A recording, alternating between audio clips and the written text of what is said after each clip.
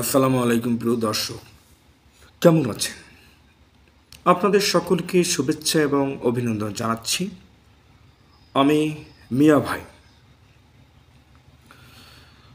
খুবই গুরুত্বপূর্ণ একটি সংবাদ, সেটা হচ্ছে যে গতকালকের রাতে যে ভয়াবহ ঘটনা ঘটে গেল, সেটা আসলে আমাদের জন্য খুবই দুঃখজনক বিষয়। আমাদের বাংলাদেশের যে দুইজন ছাত্র সমন্বয়ক রয়েছে, খুবই গুরুত্বপূর্ণ দেশের জন্য, এবং তারা নেতৃত্ব দিয়েছে দেশের স্বাধীনতার জন্য। তাদেরকে হত্যা করার চেষ্টা হয়েছে গতকালকের। এই যে হত্যা করার যে ধরনের পরিকল্পনা, এটা হঠাৎ করে এই পরিকল্পনা হয়নি। এটা দীর্ঘ পরিকল্পনা, সেটা ভেস্তে গিয়েছে এবং তাদের গাড়িতে এসে হামলা চালালো এবং ড্রাইভার বলল যে কি করবেন, মানে মেরে ফেলবেন, জেলে দেবেন। মানে এইটা কোন ধরনের কথা? মানে এই কথার ধারা বোঝা যাচ্ছে যে এটা পূর্ব পরিকল্পিত। এবং ওই ট্রাক যার, তিনি একজন আওয়ামী লীগের লোক এবং তিনি পলাতক ব্যক্তি রয়েছে। তবে এটা পূর্ব পরিকল্পিতভাবেই এটা কিন্তু হয়েছে। যেমন আপনি দেখেন যে কিছুদিন আগে শেখ হাসিনা কিন্তু প্রায় 200-250 লোকের একটা লিস্ট করেছে। তাদেরকে কিন্তু তিনি দেখে নেবেন বা তাদেরকে শাস্তি প্রদান করবেন বা এই ধরনের মন মানসিকতা রয়েছে।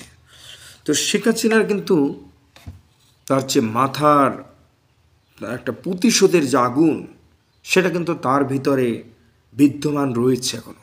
মানে নমনীয়তা সে জীবনে শেখে নেয়, এবং নমনীয়তা কিভাবে করতে হয় এবং নমনীয় ব্যবহার কিভাবে করতে হয়, এটা কিন্তু সে কখনোই শেখে নেয়।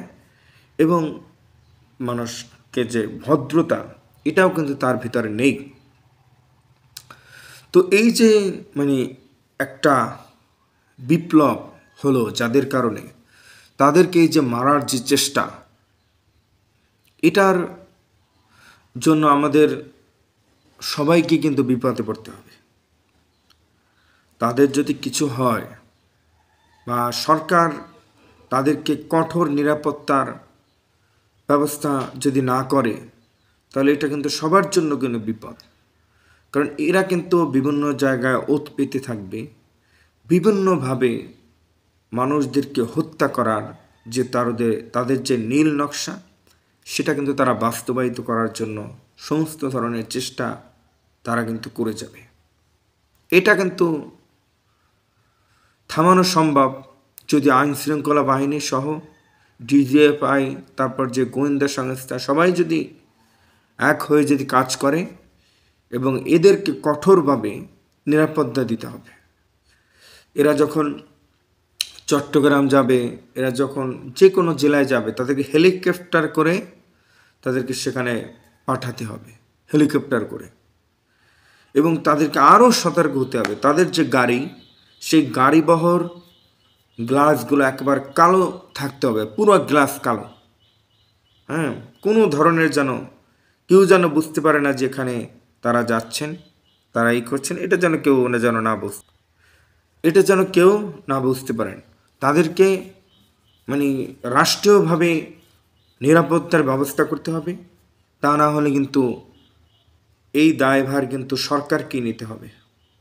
কারণ তাদের নিরাপত্তা দিতে পারে নাই, তারা নিরাপত্তা দিতে ব্যর্থ হয়েছে, যাদের কারণে আমরা একটা দেশ পেয়েছি, একটা স্বাধীনতা পেয়েছি। তাদেরকে যদি নিরাপত্তা যদি না দিতে পারে, তাহলে কিন্তু এই হায়না বাহিনী, হায়নার দল, সৌরশাসক, এরা কিন্তু তাদেরকে বিভিন্নভাবে, কারণ এদের তো টাকা পয়সার কোনো কিছুর অভাব নেই, এদের তো অনেক টাকা পয়সা, অনেক কিছুই আছে তাদের। তো তাদের পরিকল্পনা, এরা বিভিন্নভাবে তারা কিন্তু কৌশলভাবে বিভিন্নভাবে টাকার লোভে বিভিন্ন জনকে দিয়ে তারা ঘটনা কিন্তু ঘটাবে। এরপরে কিন্তু বড় ধরনের কিন্তু ঘটনা ঘটবে। তো আমি সবাইকে সতর্ক করছি, আপনারা আরও সতর্ক হন, আপনারা আরও সতর্ক হন। হ্যাঁ, আপনারা প্রয়োজনে হেলিকপ্টার ব্যবহার করেন, এক জেলা থেকে এক জায়গায় হেলিকপ্টারে যান আপনারা। এবং আপনারা গভীর রাত্রে এমন এমন টাইমে আপনারা রওনা দিবেন না। অনেক লোক আছে যে ফোন করে জানিয়ে দেয় যে অমুক গাড়িতে যাচ্ছে, অমুক রং, অমুক এই, অমুক রাস্তা থেকে তারা যাবে। হ্যাঁ, এই ধরনের লোক থাকে। আওয়ামী লীগের বিভিন্ন লোকজন তারা ওই সমন্বয়কদের কাছে যাবে, তারা কোথায় যায়, কীভাবে করে, কি গতিবিধি, তাদের কিন্তু এইটা কিন্তু একটা পরিকল্পনা থাকে যে অমুক রাস্তা থেকে তারা যাবে, এরকম গাড়ি, এরকম রং, এরকমই, এবং গাড়ির ছবি তুলে তারা পাঠিয়ে দেবে। হ্যাঁ, এই ধরনেরই থাকবে। এখন আরও সতর্কতা অবলম্বন করতে হবে, আরও কঠোর সতর্কতা অবলম্বন করতে হবে। সামনে পিছিয়ে তাদের গাড়ি বহর থাকবে, পিছনে গাড়ি বহর থাকবে 4-5টা। শেখ হাসিনার যেরকম গাড়ি বহর এই 30টা গাড়ি বহর থাকে, 7টা, 8টা, 10টা, 15টা, 20টা গাড়ি বহর থাকে সামনে, তাদেরকে এইভাবে নিরাপত্তা দিতে হবে। তাদের নিরাপত্তা না দিলে আমরা কিন্তু এই যে যোদ্ধা, এদেরকে হারালে আমাদের সামনে বিপদ হবে। সবাই ভালো থাকবেন, সুস্থ থাকবেন। আল্লাহ হাফেজ।